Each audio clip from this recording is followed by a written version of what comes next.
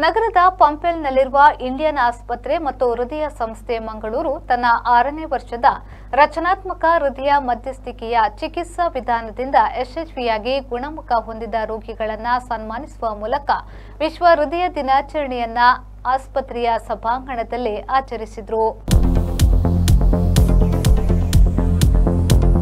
ದಕ್ಷಿಣ ಕನ್ನಡ ಜಿಲ್ಲಾ ಆರೋಗ್ಯ ಅಧಿಕಾರಿ ಡಾಕ್ಟರ್ ಎಚ್.ಆರ್. ತಿಮ್ಮಯ್ಯ ಅವರು ಕಾರ್ಯಕ್ರಮದ ಮುಖ್ಯ ಅತಿಥಿಗಳಾಗಿ ಭಾಗವಹಿಸಿ ಮಾತನಾಡಿ, ಇಂದಿನ ಯುವ ಪೀಳಿಗೆಯಲ್ಲಿ ಹೃದಯಕ್ಕೆ ಸಂಬಂಧಿಸಿದ ಕಾಯಿಲೆಗಳ ಉಲ್ಬಣಗಳು ಜಾಸ್ತಿ ಆಗ್ತಾ ಇದೆ.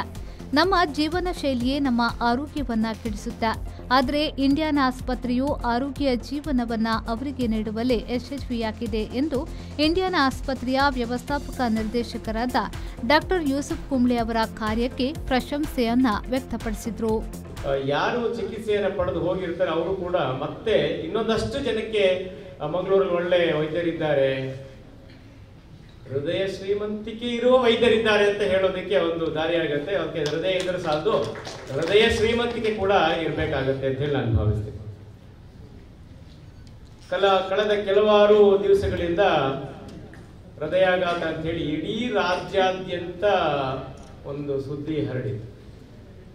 ಅದರಲ್ಲೂ ಚಿಕ್ಕ ವಯಸ್ಸಿನವರು ಹೃದಯಾಘಾತಕ್ಕೆ ಒಳಗಾಗ್ತಿದ್ದಾರೆ, ಸಾವಿಗೀಡಾಗ್ತಾ ಇದ್ದಾರೆ. ನಾನು ಬೆಳಿಗ್ಗೆ ಬರ್ತಾ ನೋಡ್ತಾ ಇದ್ದೆ, ಯಾವುದೋ ಒಂದು ಪತ್ರಿಕೆಯಲ್ಲಿ ಟೈಮ್ಸ್ ಆಫ್ ಇಂಡಿಯಾದಲ್ಲಿ ಒಂದು ಸುದ್ದಿ ನೋಡ್ತಾ ಇದ್ದೆ. ಕೊಲೆಸ್ಟ್ರಾಲ್ ಅಂಶ ಊಹೆಗೂ ಮೀರಿ ಜಾಸ್ತಿ ಕಾಣ್ತಾ ಇದೆ, ಬರ್ತಾ ಇದೆ. ಅದರಲ್ಲೂ ಚಿಕ್ಕ ವಯಸ್ಸಿನ ಮಕ್ಕಳಲ್ಲಿ ಕೊಲೆಸ್ಟ್ರಾಲ್ ಜಾಸ್ತಿ ಆಗ್ತಾ ಇದೆ ಅಂತ ಹೇಳ್ಬೋದು. ಇದು ಆತಂಕಕಾರಿ ವಿಷಯ ಅಂತ ಹೇಳಿ ನಾವು ಪರಿಗಣಿಸಬೇಕಾಗತ್ತೆ. ಹಾಗೂ ಒಂದಷ್ಟು ಎಚ್ಚರಿಕೆಯ ಗಂಟೆಯನ್ನು ನಾವು ಈ ಸಂದರ್ಭದಲ್ಲಿ ಮಾತನಾಡಿದ ಇಂಡಿಯನ್ ಆಸ್ಪತ್ರೆಯ ವ್ಯವಸ್ಥಾಪಕ ನಿರ್ದೇಶಕ ಮತ್ತು ಮುಖ್ಯ ಇಂಟರ್ವೆನ್ನಲ್ ಕಾರ್ಡಿಯಾಲಜಿಸ್ಟ್ ಡಾಕ್ಟರ್ ಯೂಸುಫ್ ಕುಂಬ್ಳೆ ಅವರು, ವಿಶ್ವ ಹೃದಯ ದಿನವು ಹೃದಯ ರಕ್ತನಾಳದ ಕಾಯಿಲೆಗಳು, ಅವುಗಳ ಅಪಾಯಕಾರಿ ಅಂಶಗಳು ಮತ್ತು ತಡೆಗಟ್ಟುವ ತಂತ್ರಗಳ ಬಗ್ಗೆ ಜಾಗೃತಿ ಮೂಡಿಸುವ ಬಗ್ಗೆ ಇಂಡಿಯನ್ ಆಸ್ಪತ್ರೆ ಕಳೆದ 15 ವರ್ಷಗಳಿಂದ ಹೃದಯ ರಕ್ತನಾಳದ ಕಾಯಿಲೆಗೆ ಚಿಕಿತ್ಸೆ ನೀಡುವಲ್ಲಿ ಮುಂಚೂಣಿಯಲ್ಲಿದೆ ಎಂದವರು ಹೇಳಿದರು. Now, all over the world, we are celebrating World Heart Day. The message of World Heart Day is very clear that the cardiovascular mortality and morbidity is the #1 leading cause of death all over the world. And if we can prevent the cardiovascular morbidity and mortality,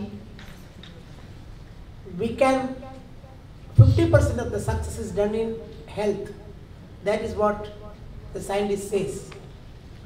Cardiovascular mortality doesn't mean that heart attack alone. Cardiovascular mortality include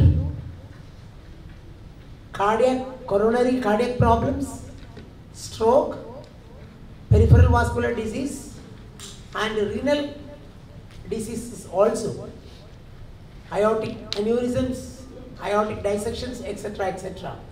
ಕಾರ್ಯಕ್ರಮದಲ್ಲಿ ಸಂಸ್ಥೆಯ ಅಧ್ಯಕ್ಷರಾದ doctor ಆಲಿ Kumble, group CEO Vijay ಚಂದ್ರ, doctor Aditya Bharadwaj ಉಪಸ್ಥಿತರಿದ್ದರು. Manjunath Prasad, ವಿ4 news, Mangaluru.